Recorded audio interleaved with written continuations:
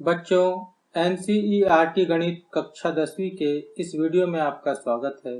इस कालखंड में आज हम पाठ 1 वास्तविक संख्या नामक पाठ को पढ़ेंगे। आज के अध्ययन के प्रमुख बिंदु इस प्रकार है।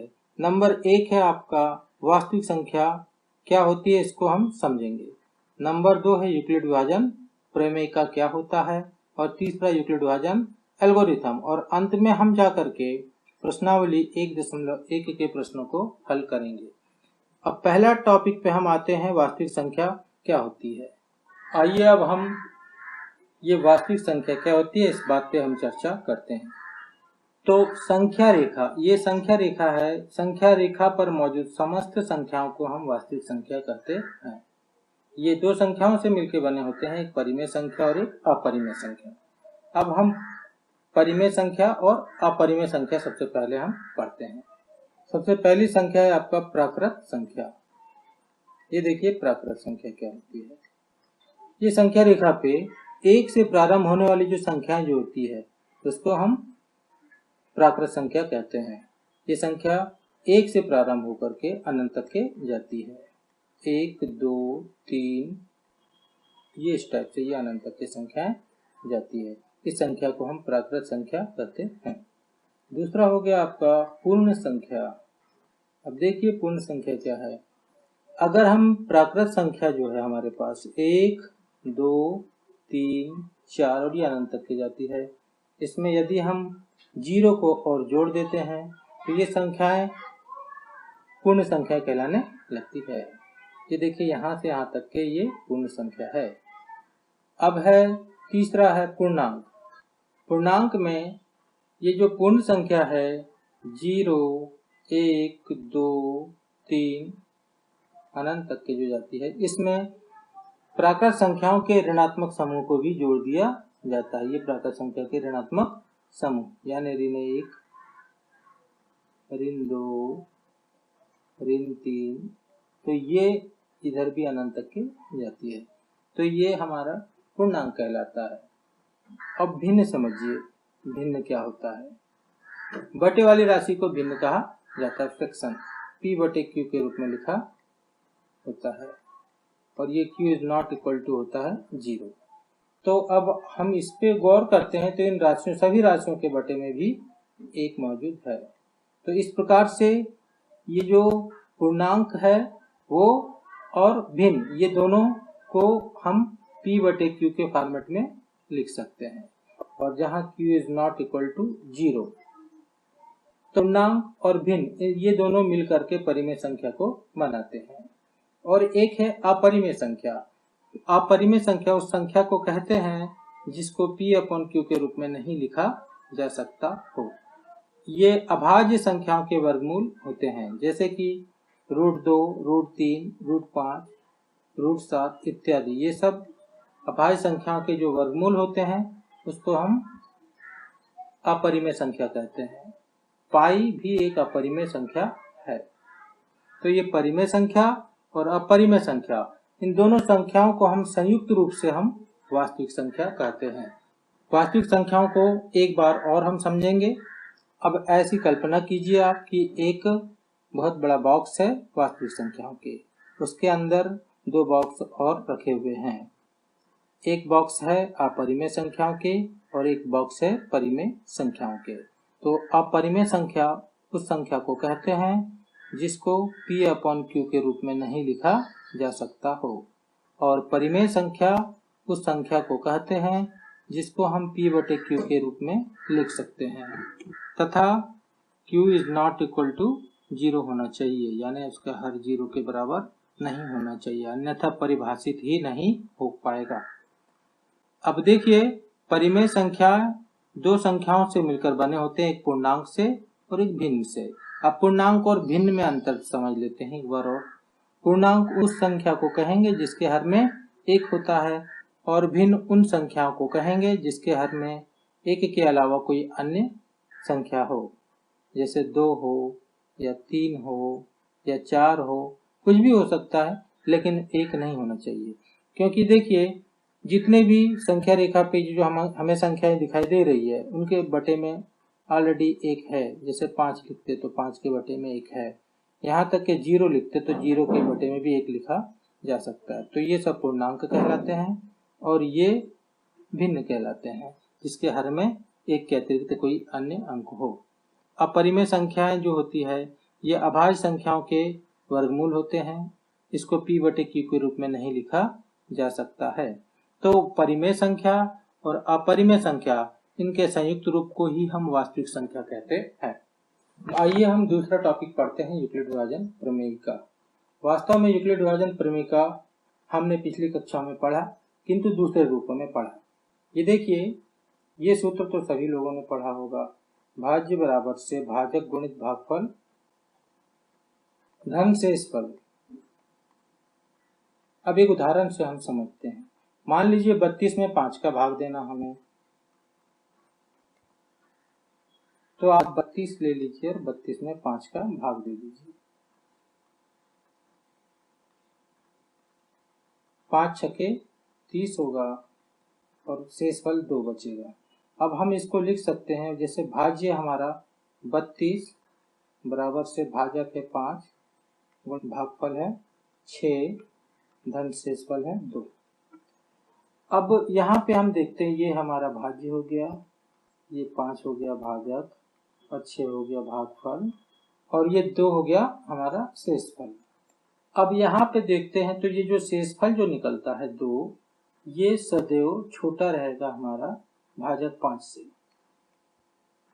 और या तो शेषफल 0 आ सकता है या 0 से सदैव बड़ा रह सकता है। ये दो स्थिति बन सकती है। इतना सा और जोड़ देने पर ये यूक्लिड विभाजन प्रमेय का पूर्ण रूप से कंप्लीट हो जाता है। अब हम इसे और सरल रूप में समझने का प्रयास करते हैं। भाज्य बराबर से भाजक गुणित भागफल धन शेषफल। जहाँ जो शेषफल जो रहेगा ये सदैव भाजक से छोटा होगा, परंतु शेषफल या तो 0 आ सकता है या 0 से बड़ा हो सकता है। इतना और जोड़ देने पर हमारा यूक्लिड विभाजन प्रमेय का तैयार हो जाता है। अब इसके व्यापक रूप को हम समझते हैं। दो धनात्मक पूर्णांक a और b दिए रहने पर ऐसी अद्वितीय पूर्ण संख्याएं q और r विद्यमान है। a बराबर bq प्लस r, जहां r छोटा होगा b से तथा बड़ा होगा 0 से या 0 के बराबर होगा। अब इसको हम समझते हैं कि यदि दो धनात्मक पूर्णांक a और b दिए गए हैं, तो यदि सपोज दैट a बड़ा है b से और अगर मैं a को b से भाग देता हूं, तो मान लीजिए भागफल q प्राप्त होता है और शेषफल r। तो इसको हम आज a बराबर से भाजक b गुणित भागफल q प्लस शेषफल r लिख सकता हूं। और जहां पे ये जो r जो होगा, ये जो r जो है ये सदैव b से तो छोटा ही होगा, परंतु हो सकता है ये 0 के बराबर निकले या 0 से बड़ा हो सकता है। तो ये इतना और उसमें ऐड हो जाता है। तो यहाँ पे r और q दो अद्वितीय पूर्ण संख्याएं हैं। अद्वितीय पूर्ण संख्याएं, अद्वितीय से तात्पर्य यूनिक, सिर्फ और सिर्फ एक संख्या है। अब हम पढ़ेंगे यूक्लिड विभाजन एल्गोरिथम। यूनान के जो एक प्रसिद्ध गणितज्ञ यूक्लिड थे, उन्होंने दो संख्याओं के महत्तम समापवर्तक निकालने की एक विधि ढूंढी, जिसको हम यूक्लिड विभाजन एल्गोरिथम के नाम से जानते हैं। यूक्लिड विभाजन एल्गोरिथम में कुछ चरणों का प्रयोग किया जाता है। वे चरण निम्नलिखित है। आइए हम उन चरणों को पहले देखते हैं, उसके बाद उसके आधार पर एक प्रश्न हल करके हम उसे समझते हैं। ये देखिए, यूक्लिड विभाजन एल्गोरिथम के प्रमुख चरण निम्नलिखित है। सबसे पहले दी गई दोनों संख्याओं में बड़ी संख्याओं की पहचान करते हैं। इसके बाद बड़ी संख्या में छोटी संख्या से भाग देते हैं। यदि शेषफल 0 आता है तो भाजक उन दोनों संख्याओं का HCF होता है। अगर शेषफल 0 ना आए तो हम अगले चरण की ओर चलते हैं। अब चौथा चरण जो है, अब शेषफल को नया भाजक तथा पुराने भाजक को भाज्य बना देते हैं एवं पुनः भाग देते हैं। यह प्रक्रिया हम तब तक जारी रखते हैं जब तक शेषफल 0 न आ जाए। और जब शेषफल शून्य आ जाता है तो भाग देने की प्रक्रिया हम बंद कर देते हैं और इस स्थिति में जो अंतिम भाजक जो रहता है वही HCF होता है। अब भाई इससे तो अपने को उतने अच्छे तरीके से समझ में पहले नहीं आएगा। सबसे पहले हम एक उदाहरण के माध्यम से समझते हैं और उसके बाद इसको हम पढ़ेंगे तो आसानी से समझ में आ जाएगा। चलिए एक उदाहरण के माध्यम से हम समझने का प्रयास करते हैं। मान लीजिए हमको 420 और 130 ये दो संख्याएं दी गई है, इन दोनों का HCF ज्ञात करना है। तो सबसे पहले हम देखते हैं ये 420 जो है ये बड़ी संख्या है 130 से। तो हम सबसे पहले 400 बड़ी संख्या यानी 420 में 130 का हम भाग देते हैं तो ये 3 बार जाएगा। 3 शून्य शून्य, 3 तिया 9, 3 एकम 3। अब हम इसको घटाते हैं तो ये देखते हैं कि शेषफल कितना बचता है, 30 शेषफल आ रहा है। तो यहाँ पे हम लिखते हैं यूक्लिड विभाजन एल्गोरिथम से। ये देखिए पहला चरण है हमारा, भाज्य बराबर से भाजक गुणित भागफल धन शेषफल। तो भाज्य है हमारा 420 बराबर से 130, भाजक गुणित भागफल आया 3, धन शेषफल आया 30। अब यहाँ r is not equal to 0, 0 नहीं आया तो हम ये प्रक्रिया को आगे बढ़ा देते हैं। अब ये जो हमारा पुराना जो भाजक जो था 130, इसको हम भाज्य बना देंगे और ये जो हमारा शेषफल जो आया उसको हम नया भाजक बना देंगे। तो ये 130 को उठा करके यहाँ पे लिख देंगे और इस बार फिर भाग दे के देखेंगे तो ये 4 बार जाएगा। 4 तिया 12, 120। अब फिर से हम घटाते हैं, ये देखिए यहाँ बचेगा हमारा 10, शेषफल 10 बचेगा। अब ये दूसरा चरण हम लिखेंगे, ये हमारा था भाज्य और ये भाजक और ये भागफल। तो भाज्य 130 बराबर से 30 गुणित 4 धन शेषफल 10।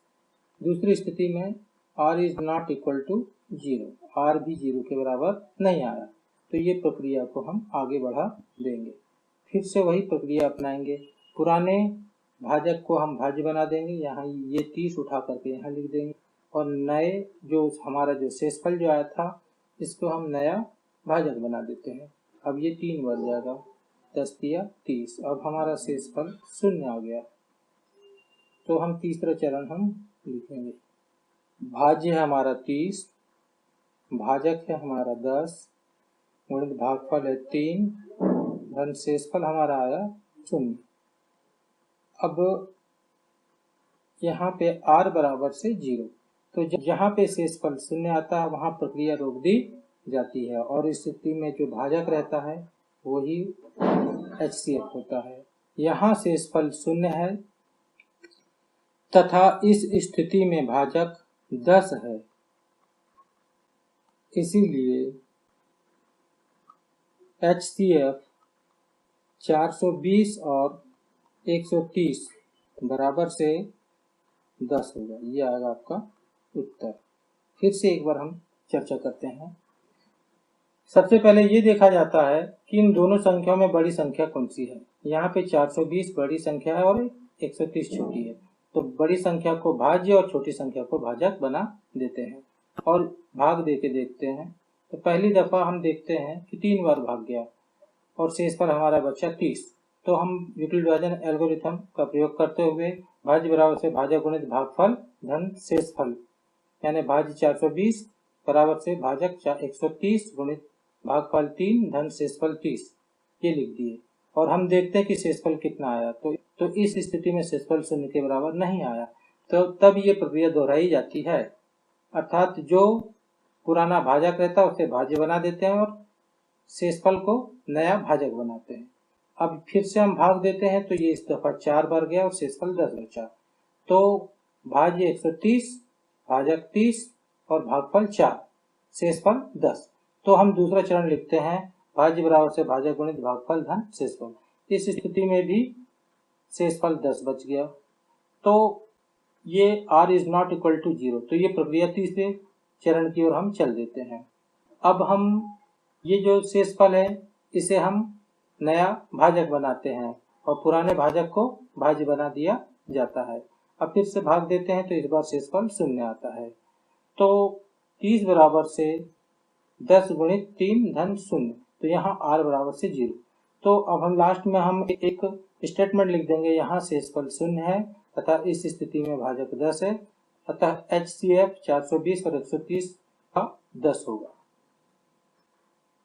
अब आसानी से हम इस चरण को हम समझ सकते हैं। एक बार आप देख लीजिए इसे। सबसे पहले दी गई दोनों संख्या में बड़ी संख्या की पहचान करते हैं। दूसरा चरण है बड़ी संख्या में छोटी संख्या से भाग देते हैं। यदि शेषफल 0 आता है तो भाजक उन दोनों संख्याओं का HCF होता है। अगर बाय द वे जैसे पहली दफा ही 0 आ गया तो उस स्थिति में वो जो भाजक होगा वही HCF होगा।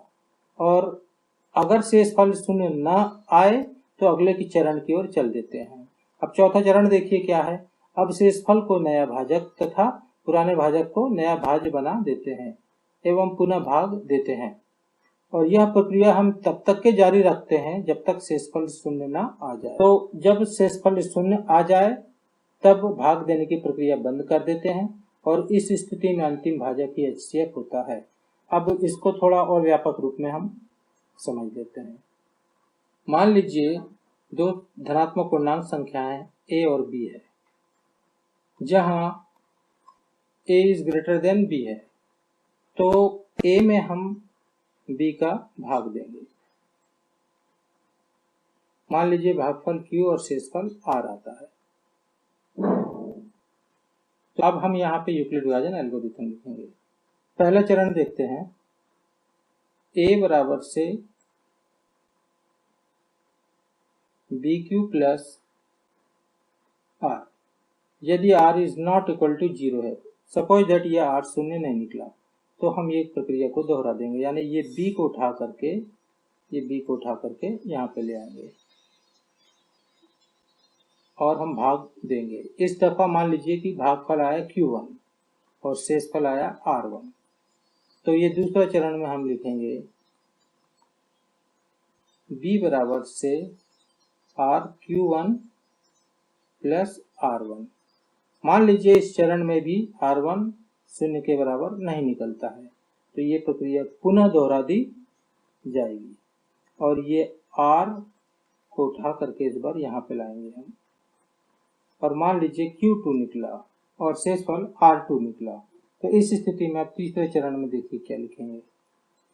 R बराबर से R1 Q2 प्लस R2।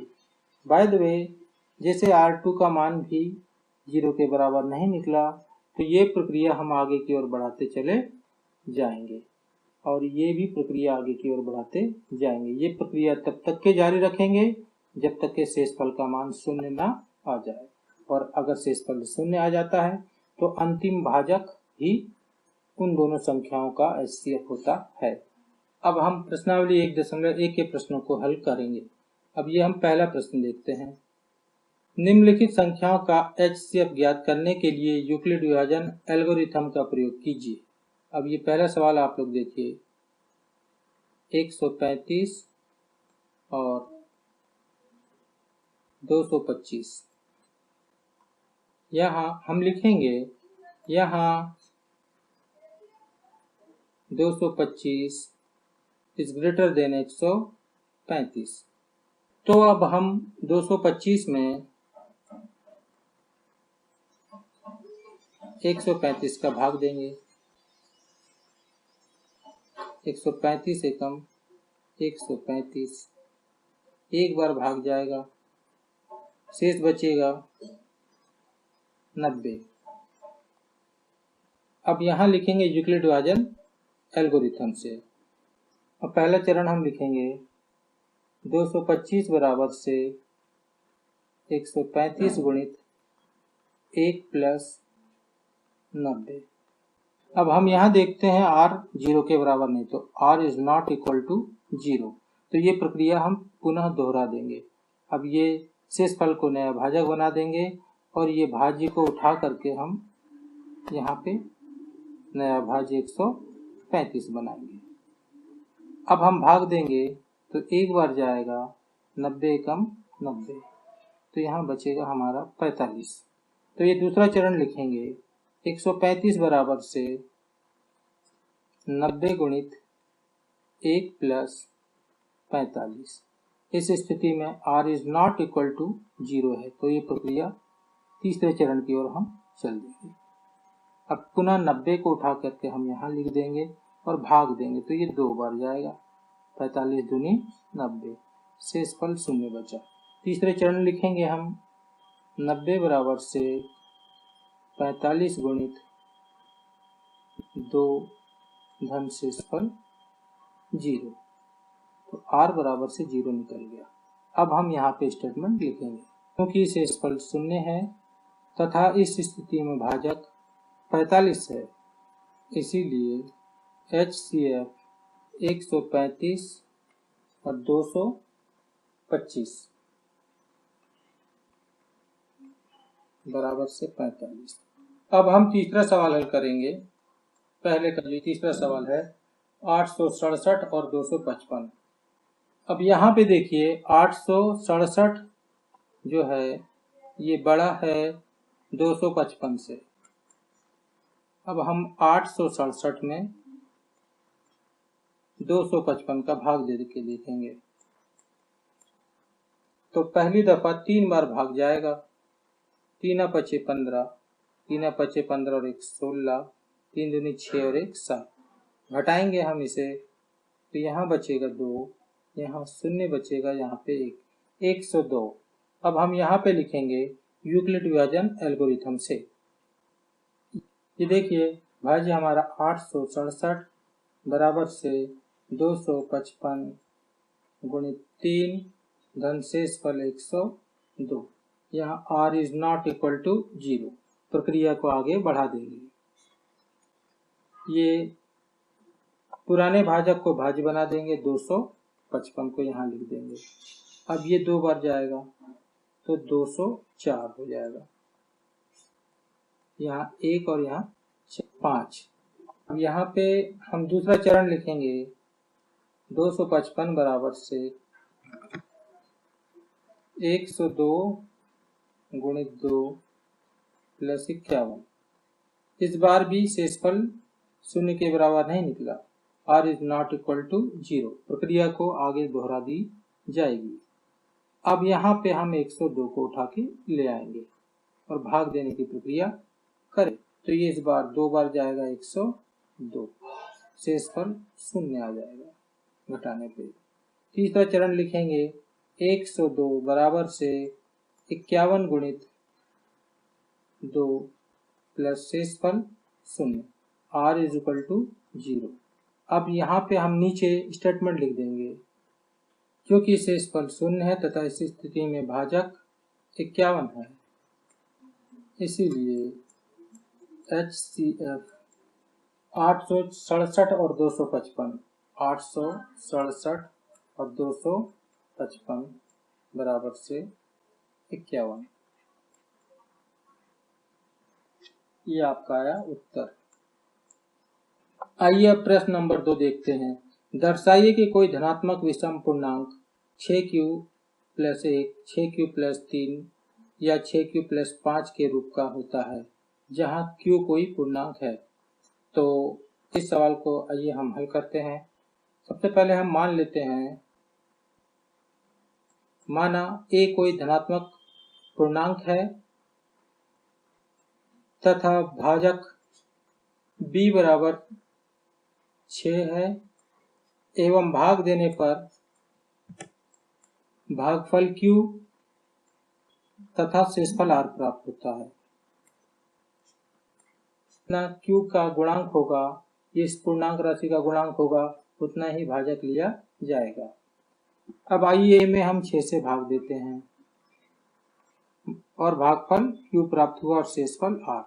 तो भाई ये जो r जो हमारा प्राप्त होगा या तो 0 प्राप्त होगा या 1 या 2 या 3 या 4 या 5, क्योंकि r का मान सदैव यूक्लिड विभाजन प्रमेयिका से ये 6 से छोटे ही होना चाहिए। तो हम यहाँ लिख देंगे यूक्लिड विभाजन प्रमेयिका से a बराबर से होगा 6q प्लस r, जहाँ r इक्वल टू या तो 0 या 1 या 2 या 3 या 4 या 5 आ सकता है, लेकिन कभी भी 6 नहीं आ सकता, क्योंकि 6 आने पर एक बार और भाग चला जाता है। इसलिए ये शर्त होता है कि r का मान सदैव भाजक से कम हो। अतः संख्याएं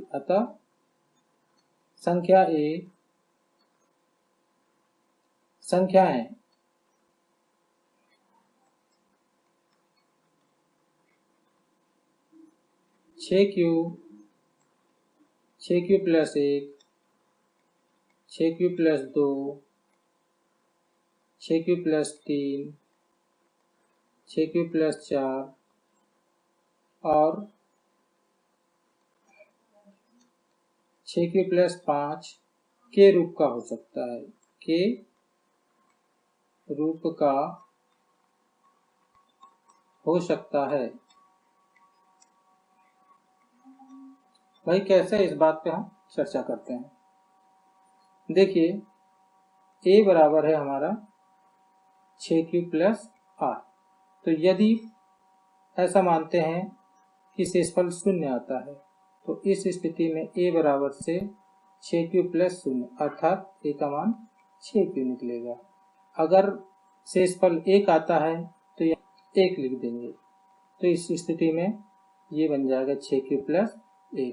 अगर शेषफल 2 आए तो 6q प्लस 2 हो जाए, अगर शेषफल 3 आए तो 6q प्लस 3 हो जाएगा, और अगर शेषफल 4 आए तो 6q प्लस 4 होगा, और शेषफल 5 आए तो 6q प्लस 5 होगी संख्या।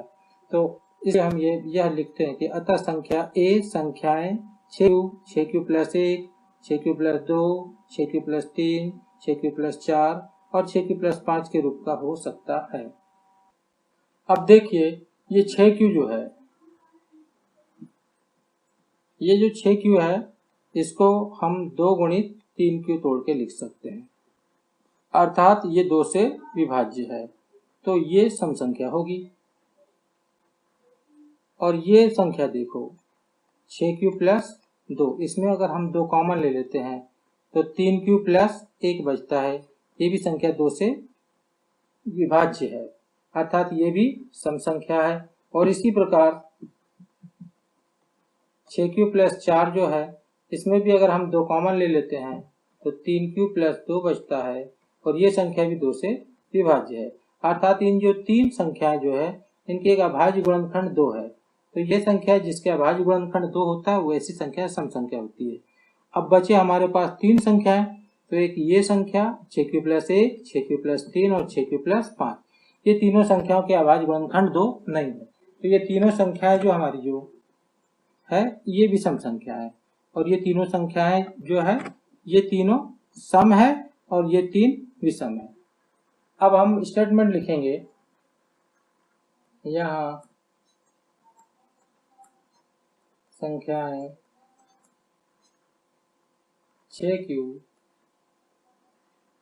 6q प्लस 2 और 6q प्लस 4 का एक अभाज्य गुणनखंड 2 है,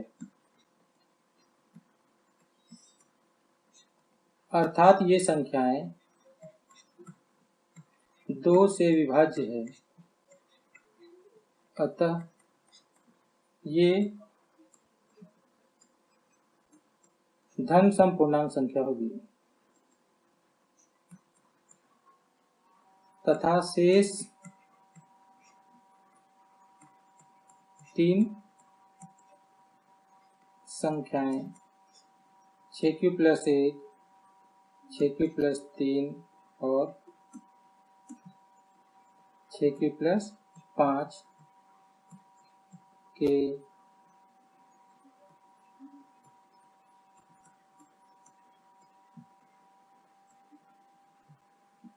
अभाज्य गुणनखंड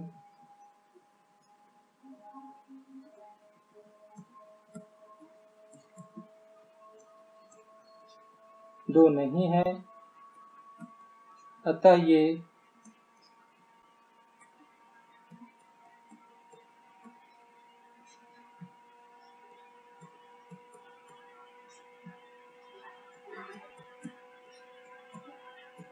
धनात्मक विषम पूर्णांक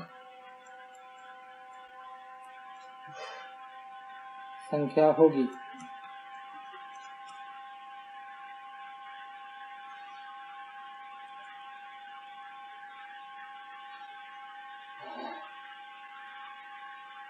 अतः कोई धनात्मक विषम पूर्णांक संख्या